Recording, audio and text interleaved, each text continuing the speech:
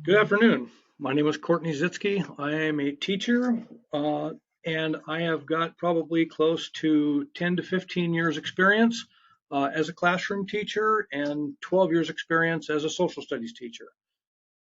I've been teaching AP US History, AP World History, World Geography, and Economics for a number of years. I taught out in Saipan, Northern Mariana Islands, for 10 of those years. I taught students from Japan, China, Korea, the Philippines, and the Pacific Island countries. I love what I do. I hope I'm a very good teacher. And today we're going to be taking a look at the World War II ending of the atomic bomb era. It's a subject that's very close to my heart because of where I used to live in Saipan, and that was one of the closing theaters of operation in World War II. So I'm going to begin this lesson over here, and let me pull up my stuff, and we're going to take a look at the atomic bomb today. Okay, when the atomic bomb was created in 1944, in 1945, basically it was theoretical. It was known as the Manhattan Project. And this Manhattan Project was obviously very top secret. Um, at the time, the Japanese were losing World War II, but the United States needed a way to end it quickly. The Japanese had committed horrible atrocities in the Pacific theater of operation, and the United States employed what is called Operation Forager, which would allow the United States Pacific Navy to recapture the islands that were being held by the Japanese. In order to speed up the process of the war's ending, the United States realized that they had to develop something of the atomic bomb, which was known as the Manhattan Project, headed by Dr. Robert Oppenheimer. At the close of World War II in Europe, the United States and the European allies met for the Potsdam Conference. And in this conference, they were essentially negotiating the end of the war in Europe, but they also had issued the Potsdam Declaration to Japan, which basically said to the Japanese, hey, surrender your armed forces and we will end this war, because we didn't want to do this. We'd had enough of the war and everybody else did as well. But the Japanese refused the Potsdam Declaration. So the United States under President then Harry Truman decided it's something that we have to do, simply because it would speed up the end of the war, but also it would save countless Japanese and American civilian casualties as well. So it was a very difficult decision by Harry Truman. The atomic bomb would definitely change the structure of the world as we know it. In fact, it was one of the most prolific events in all of recorded human history, simply because of what the atomic bomb did. It changed the course of history because after the atomic bomb, we would have the Cold War era, nuclear proliferation. We would have a tremendous amount of money being spent on it.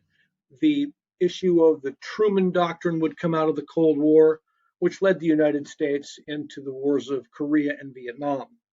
So this was a very, very big event in world history, not only for the United States, but for the world, because it changed the structure of the world as we know it. It's one of the favorite subjects that I teach in AP US History and AP World History.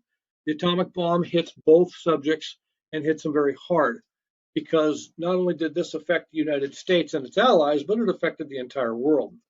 Henceforth, we have this thing called nuclear proliferation with the Soviet Union, Russia, as known as Russia, the United States, and it would have also involved China as well. So as we get through this, I'm just going to go through this very quickly. This is what the atomic bomb actually did, what it looked like. But the one thing about the atomic bomb is that it started in its early 1932, where they started to figure out the way that they could split the atom, releasing very large quantities of energy. And as a result of this, Robert J. Oppenheimer foresees the possibility of an atomic bomb, hearing about the theory of fission, which happens to be, in fact, he actually received some information from Albert Einstein about his feelings on it. There's Dr. Robert Oppenheimer. He is the almost what they would call the father of the atomic bomb. And in 1939, Leo Szilard and Albert Einstein wrote a letter to President Roosevelt outlining the dangers of the German bomb projects, of what this thing could actually do. It was a very scary deal because the atomic bomb, as you know, can level entire cities. And now we've got atomic bombs that can level the entire country and more. In fact, the United States and Russia and China now have atomic weaponry that can possibly destroy the entire world. Very serious subject. Okay, starting in late 1941 with the goal of developing an atomic bomb before Germany, the United States went into full production of this. This was under the Franklin Delano Roosevelt administration. And one of the things about the atomic bomb that made this such an incredibly, I guess, challenging project was the fact that it was one of the most dangerous things we'd ever done. The first major challenge was to find a plentiful source of fuel. And this was U-235, which is uranium, which is obviously radioactive. Production methods with magnetic separation, gaseous diffusion, and leading to fission, which leads to the atomic bomb itself. How do you design a bomb for this? How do you do the development apparatus? And how can you keep it safe? Okay, the first detonation of the atomic bomb, they actually finally did it, but they didn't have it ready until 1945. In fact, the first detonation of the atomic bomb was in Alamogordo, New Mexico on July 16th, 1945. That date will live in history because that's the first detonation and first demonstration of the atomic bomb and its power. In fact, the first detonation of the atomic bomb was equivalent to 67 million sticks of dynamite, all blowing up at once. It exceeded the expectations of its designers and its builders. Obviously, this was a terrible weapon used to do a very terrible thing. Okay, Alamogordo, New Mexico, July 16th, 1945, as I just said, and this was the actual bomb itself. It was called Little Boy. This was a uranium bomb, and it was launched from the island of Tinian in the Northern Mariana Islands, one island from where I used to live out there in the Pacific, of Saipan.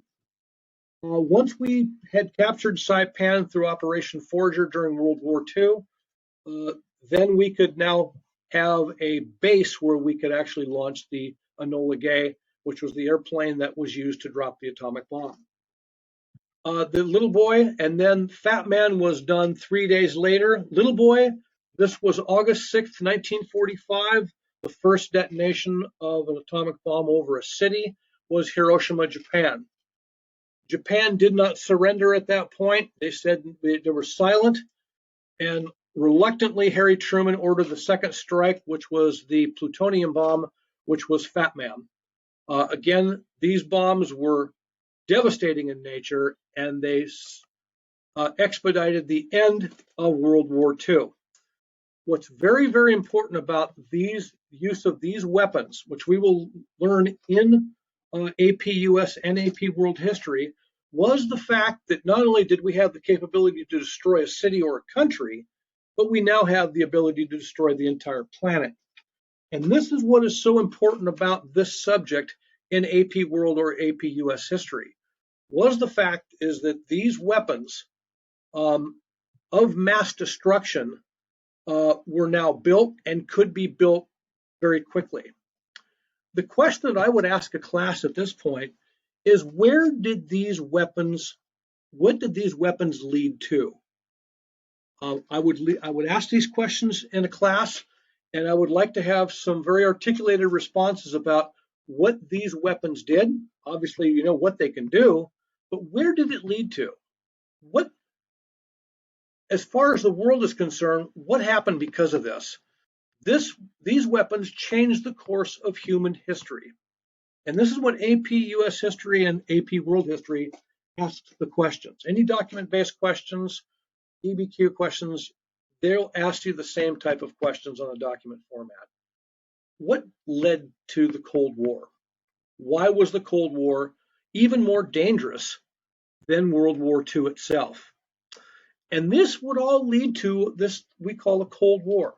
And this Cold War would almost end the world as we know it in 1962. In fact, the October 1962 Cuban Missile Crisis, the USA and the Soviet Union were on the brink of nuclear war.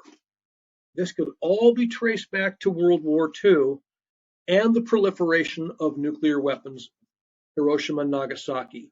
So obviously, from a standpoint of where did we go from there, you could see very clearly that these two bombs being dropped on the cities of Hiroshima and Nagasaki literally changed the course of the world. In fact, they were the third most important events in all of recorded human history. Okay, so as we go forward in this class, you can see very clearly what it did to this was Hiroshima. It leveled the entire city. Destruction, the effects were immediate. Blast was 35%, thermal radiation 60%, ionization radiation at 3%. Very terrible stuff on the destruction of the nuclear weapon. And what's most important about nuclear weapons from an educational standpoint is how do we limit them and how do we eventually adopt the strategy and the policies, both political and economic, not to ever drop these on another civilization, because these weapons can destroy the world. So during the class that I teach on AP US and AP World History, we're going to be taking a look about what the governments have done since that time to limit the effects and limit the proliferation of nuclear weapons. Again, this all started in World War II. It was a very, very historic event. It was an event that many people feel that had to be done because we had to end World War II, we had to end the killing, and we had to do it in a very decisive way. Japan was not going to surrender to the United States or its allies. They felt that they were going to win this, even after their cities were bombed from operations from Saipan and Tinian on the air raids. They simply weren't going to give up their army. We even softened the terms for them to do it. They refused. So there's a lot of debates in the world. Should Harry Truman have done this?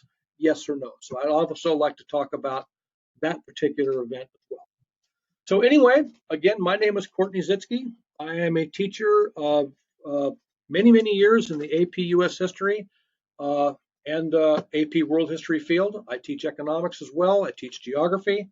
I hold a master's degree in education. I've taught students from Japan, China, Korea, the Philippines, and the Pacific Islands for many years. And I certainly hope to see you soon in one of my classes. Thank you very much for listening, and we'll hope to see you soon. Thank you. Bye-bye.